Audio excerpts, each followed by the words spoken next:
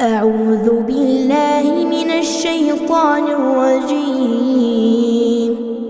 بسم الله الرحمن الرحيم. الحمد لله الذي أنزل على عبده الكتاب ولم يجعل له عوجا قيما لينذر بأسا شديدا من لدنه ويبشر المؤمنين الذين يعملون الصالحات أن لهم أجرا حسنا ماكثين فيه أبدا وينذر الذين قالوا اتخذ الله ولدا ما لهم به من علم ولا لآبائهم كبرت كلمة تخرج من أفواههم إن يقولون إلا كذبا فلعلك باخع نفسك على آثارهم إن لم يؤمنوا بهذا الحديث أسفا إنا جعلنا ما على الأرض زينة لها لنبلوهم أيهم أحسن عملا وإنا لجاعلون ما عليها صعيدا جرزا أم حسبت أن أصحاب الكهف والرقيم كانوا من آياتنا عجبا إذ أوى الفتية إلى الكهف فقالوا ربنا آتنا من لدنك رحمة وهيئ لنا من أمرنا رشدا فضربنا على آذانهم في الكهف سنين عددا ثم بعثناهم لنعلم أي الحزبين أحصى لما لبثوا أمدا نحن نقص عليك نبأهم بالحق إنهم فتية آمنوا بربهم وزدناهم هدى وربطنا على قلوبهم إذ قاموا فقالوا ربنا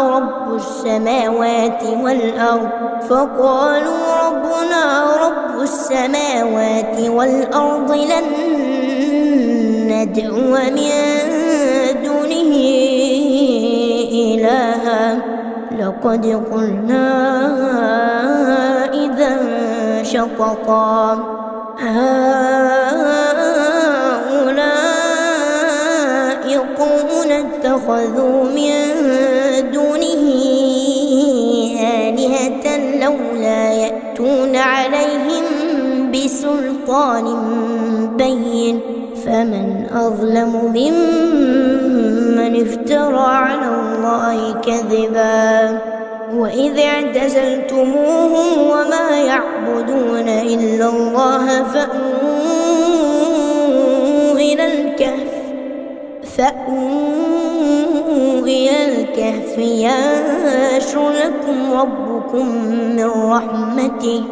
ينشر لكم ربكم من رحمته ويهيئ لكم من أمركم مرفقا وترى الشمس إذا طلعت تزاور عن كهفهم ذات اليمين وإذا غربت تقرضهم ذات الشمال وهم في فجوة منه ذلك من آيات الله من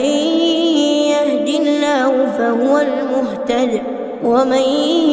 يضلل فلا تجد له وليا مرشدا وتحسبهم أيقاظا وهم رقود ونقلبهم ذات اليمين وذات الشمال وكلبهم باسط باسط ذراعيه بالوصيد لو اطلعت عليهم لوليت منهم فرارا ولملئت منهم رعبا وكذلك بعثناهم ليتساءلوا بينهم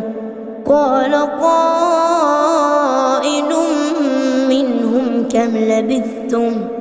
قالوا لبثنا يوما أو بعض يوم قالوا ربكم أعلم بما لبثتم فابعثوا أحدكم بورقكم هذه إلى المدينة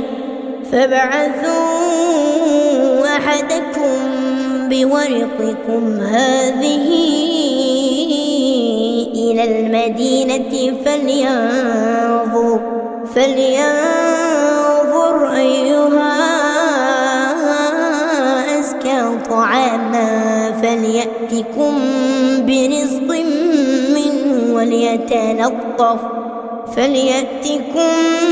برزق منه وليتلطف ولا يشعرن بكم أحدا إنهم إن يظهروا عليكم يرجموكم أو يعيدوكم في ملتهم ولا تفلحوا إذا أبدا وكذلك أعثرنا عليهم ليعلموا أن وعد الله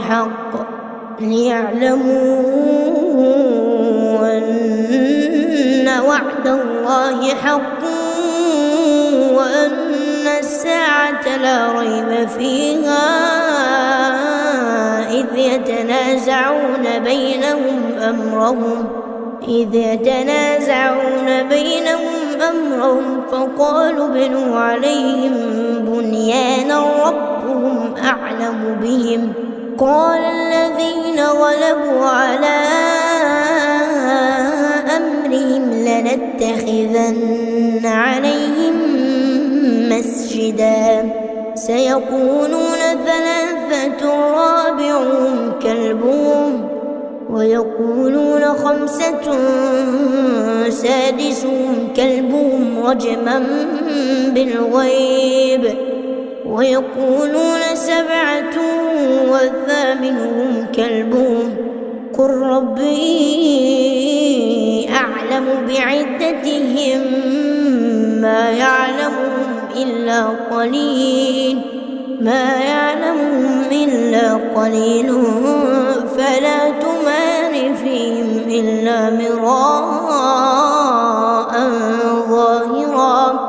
فلا تمار فيهم إلا مراء ظاهرا ولا تستفت فيهم منهم أحدا ولا تقولن لشيء إني فاعل ذلك غدا إلا أن يشاء الله واذكر ربك إذا نسيت وقل عسى أن يهديني ربي لأقرب من هذا رشدا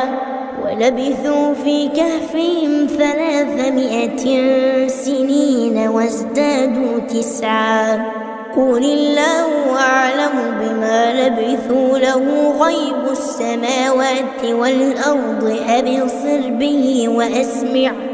ما لهم من دونه من ولي ولا يشرك في حكمه أحدا واتل ما أوحي إليك من كتاب ربك لا مبدل لكلماته ولا تجد من دونه ملتحدا واصبر نفسك مع الذين يدعون ربهم بالغداة والعشي يريدون وجهه ولا تعد عيناك عنهم تريد زينة الحياة الدنيا ولا تطع من أغفلنا قلبه عن ذكرنا واتبع هواه وكان أمره فرطا. وقل الحق من ربكم فمن شاء فليؤمن ومن شاء فليكفر. إنا أعتدنا للظالمين نارا أحاط بهم سرادقها وإن يستغيثوا يغاثوا بماء كالمهل يشوي الوجوه بئس الشراب وساءت مرتفقا. إن الذين آمنوا وعملوا الصالحات إنا لا نضيع أجر من أحسن عملا. أولئك لهم جنات عدن تجري من تحتهم الأنهار يحلون فيها من أساور من ذهب ويلبسون ثيابا خضرا من سندس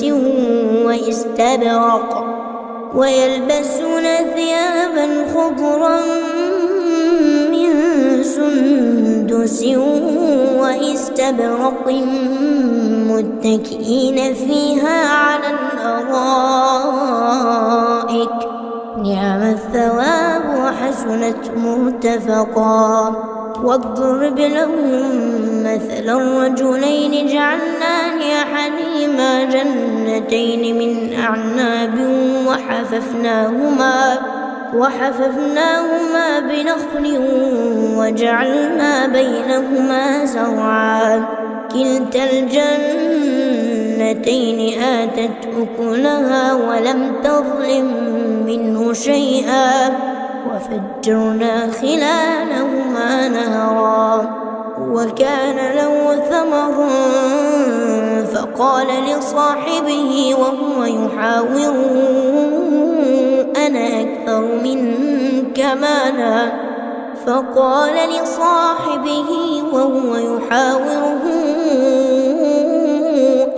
أكثر منك مالا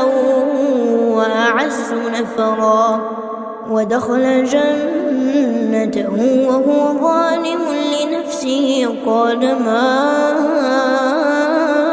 أظن أن تبيد هذه أبدا وما أظن الساعة قائمة ولئن رددت إلى ربي لأجدن خيرا منها منقلبا. قال له صاحبه وهو يحاوره أكفرت بالذي خلقك من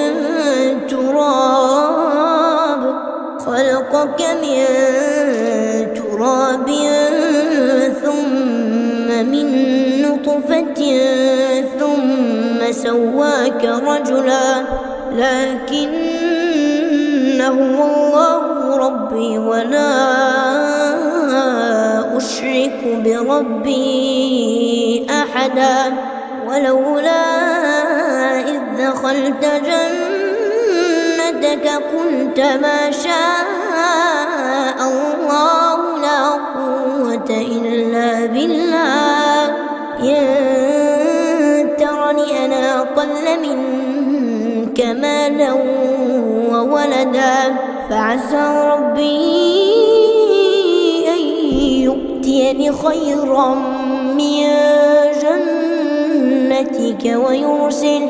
ويرسل عليها حسبانا من السماء فتصبح صعيدا زلقا أو يصبح ماؤها غورا فلن تستطيع له طلبا. وأحيط بثمره فأصبح يقلب كفيه على ما فيها وهي خاوية على عروشها ويقول يا ليتني لم أشرك بربي أحدا ولم تكن له فئة ينصرونه من دون الله وما كان منتصرا هنالك الولاية لله الحق هو خير ثوابا وخير عقبا واضرب لهم مثل الحياة الدنيا كماء أنزلناه من السماء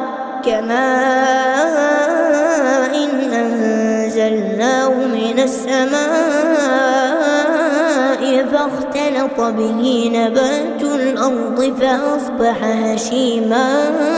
تذروه الرياح وكان الله على كل شيء مقتدرا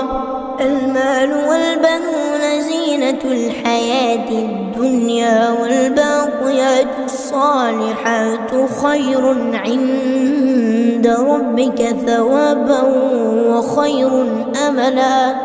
ويوم نسير الجبال وترى الأرض بارزة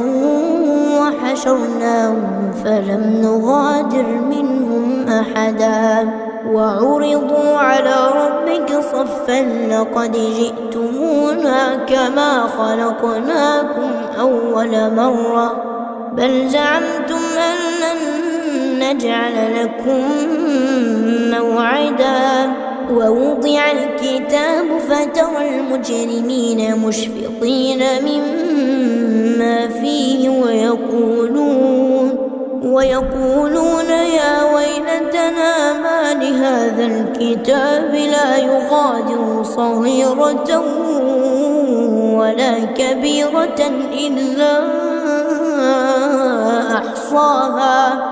ووجدوا ما عملوا حاضرا ولا يظلم ربك أحدا وإذ قلنا للملائكة اسجدوا لآدم فسجدوا إلا إبليس كان من الجن ففسق عن أمر ربه أفتتخذونه وذريته أولياء من دوني وهم لكم عدو بئس للظالمين بدلا ما أشهدتهم خلق السماوات والأرض ولا خلق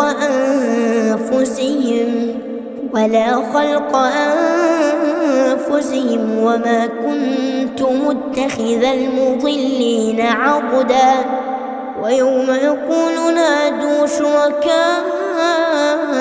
الذين زعمتم فدعوهم فلم يستجيبوا لهم وجعلنا بينهم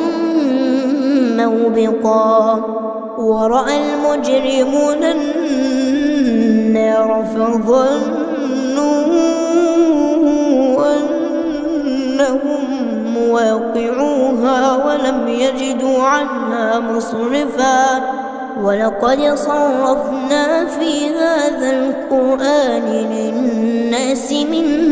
كل مثل وكان الإنسان أكثر شيء جدلا وما منع الناس أن يؤمنوا إذ جاءهم الهدى ويستغفروا ربهم إلا أن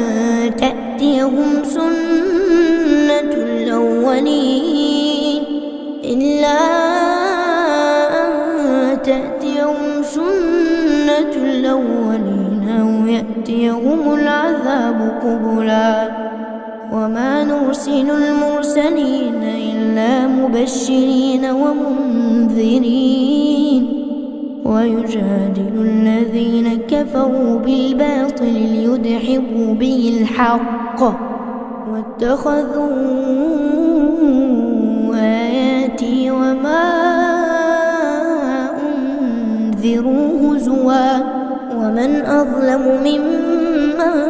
ذكر بآيات ربه فأعرض عنها ونسي ما قدمت يداه إنا جعلنا على قلوبهم أكنة أن يفقهوه وفي آذانهم وقرا وإن تدعوهم إلى الهدى فلن يهتدوا إذا أبدا وربك الغفور ذو الرحمة لو يؤاخذهم بما كسبوا لعجل لهم العذاب بل لهم موعد لن يجدوا من دونه موئلا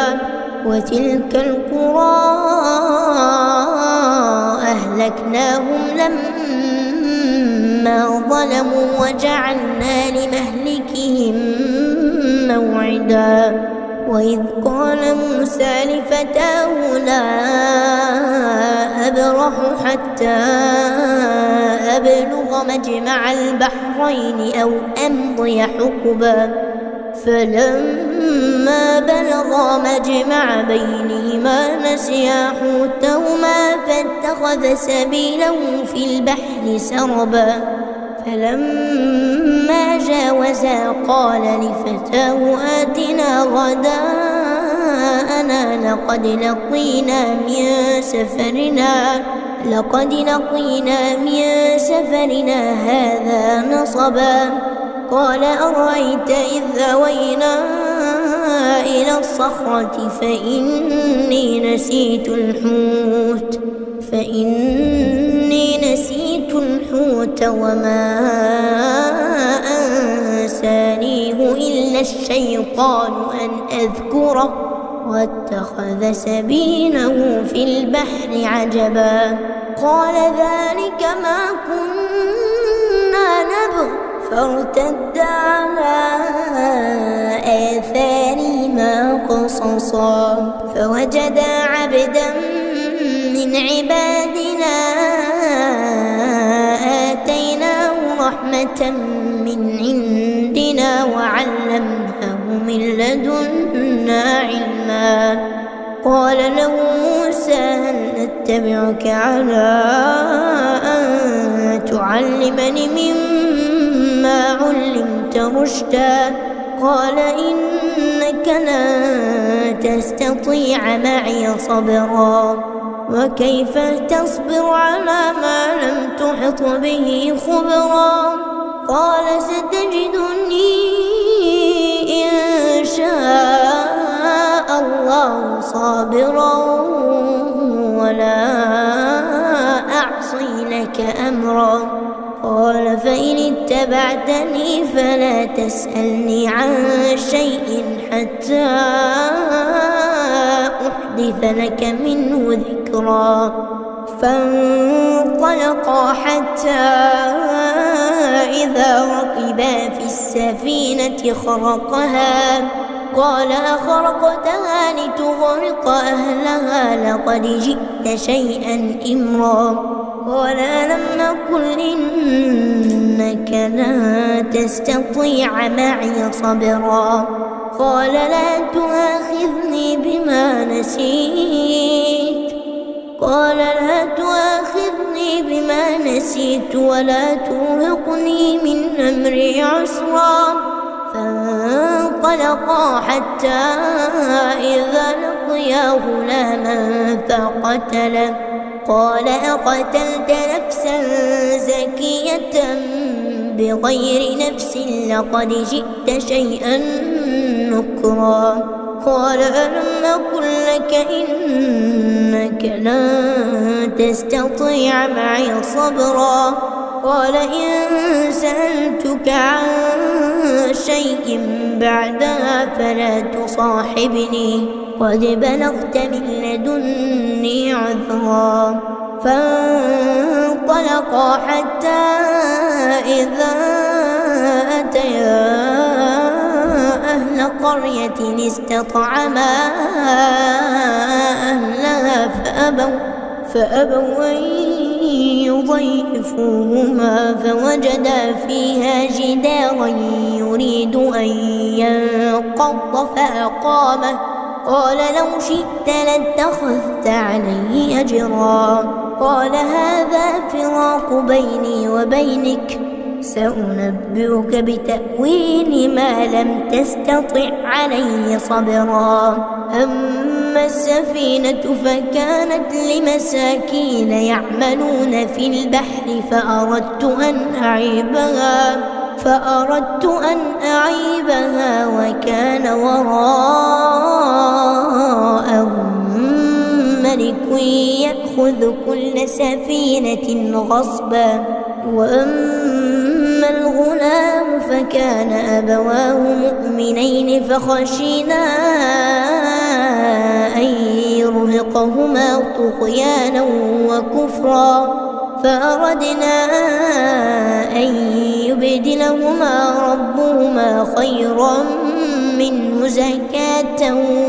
وأقرب رحما وأما الجدار فكان لغلامين يتيمين في المدينة وكان تحته كنز لهما وكان أبوهما صالحا فأراد ربك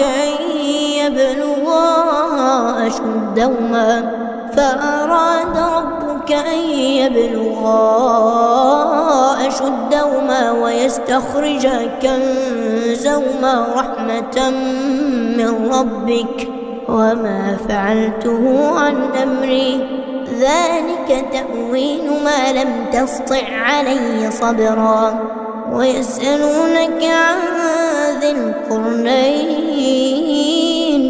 قل سأتلو عليكم منه ذكرا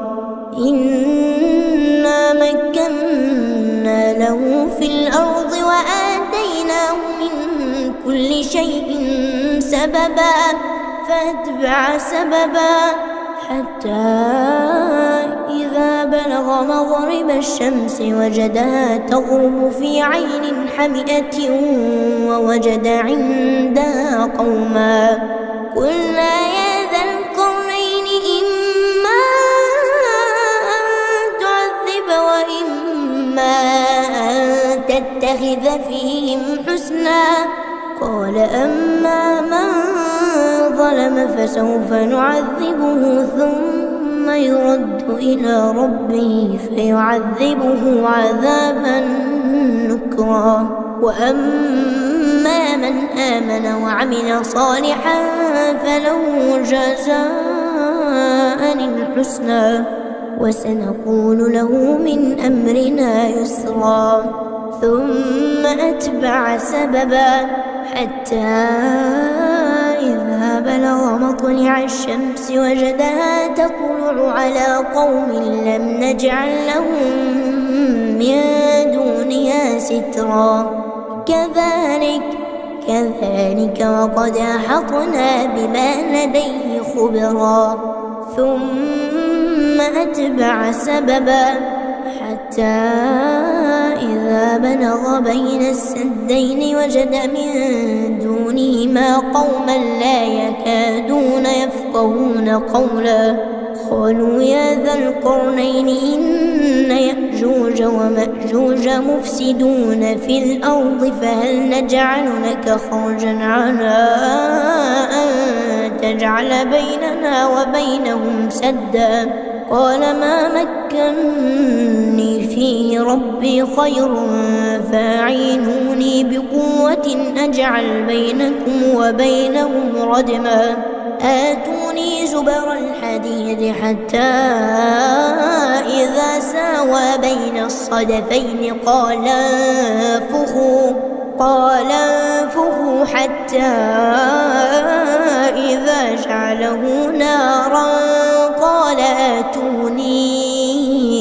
أفرغ عليه قطرا فما استطاعوا أن يظهروه وما استطاعوا له نقبا قال هذا رحمة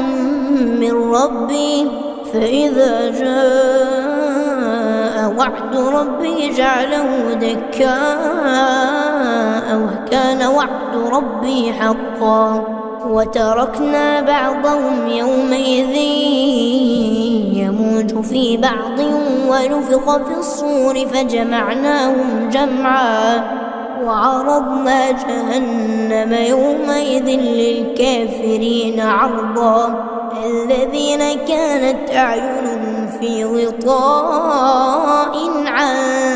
ذكري وكانوا لا يستطيعون سمعا أفحسب الذين كفروا أن يتخذوا عبادي من دوني أولياء إنا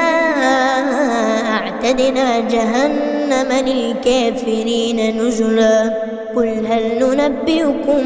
بالأخسرين أعمالا الذين ضل سعيهم في الحياة الدنيا وهم يحسبون أنهم يحسنون صنعا أولئك الذين كفروا بآيات ربهم ولقائه فحبطت أعمالهم فلا نقيم لهم يوم القيامة وزنا ذلك جزاؤهم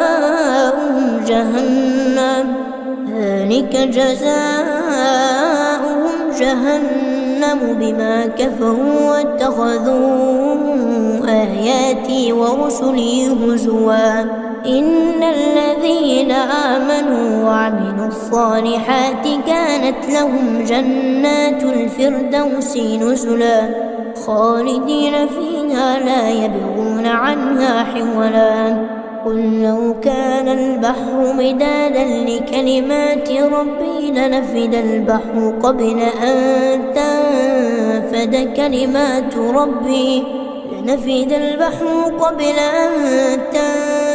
كلمات ربي ولو جئنا بمثله مددا قل إنما أنا بشر مثلكم يوحى إلي أنما إلهكم إله واحد فمن كان يرجو لقاء ربه فليعمل عملا صالحا ولا يشرك بعبادة ربه أحدا.